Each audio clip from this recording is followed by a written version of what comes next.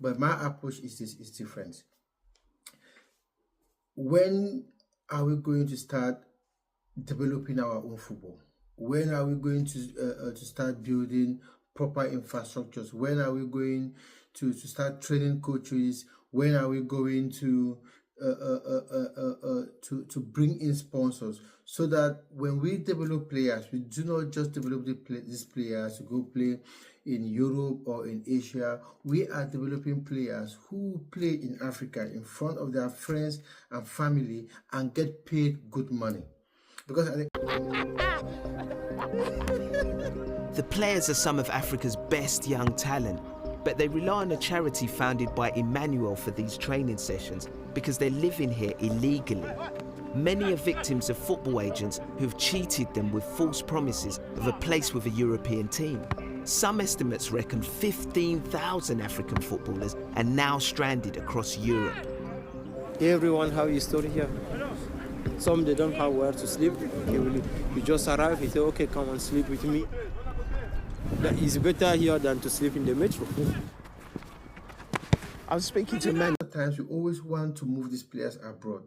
And there are so many challenges. You have visa restrictions, you have the weather conditions. We've seen young players who leave Africa, go abroad, go to a country where the weather conditions are so harsh, they have no friends, they have no family, and some of these clubs don't even pay so well.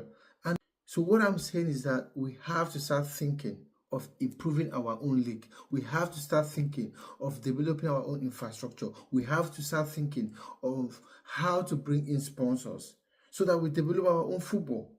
Because the laws are changing every day. We see the European countries changing their laws, making it difficult for players to move from Africa to go play in Europe. And I don't blame them, because they have their own players here who they want to develop and want to see them play at decent levels.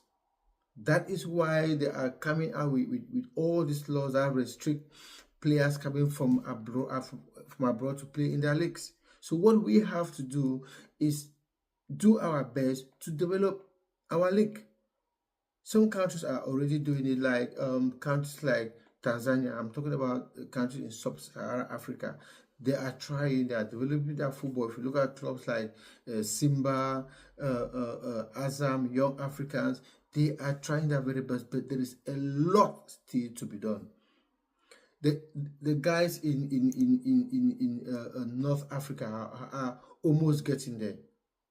The likes of Egypt, Tunisia, Morocco, Algeria, they are doing great when it comes to developing their football. South Africa is doing well as well. But those of us in sub-Saharan Africa, we have to start thinking on how to develop our football. Because every time you watch a video, it's about someone talking about going to play in Europe. Everyone, someone texts you is wanting to go play in Europe. It is difficult. It's not as easy as you think. And if we had developed our football, we wouldn't be having all these problems.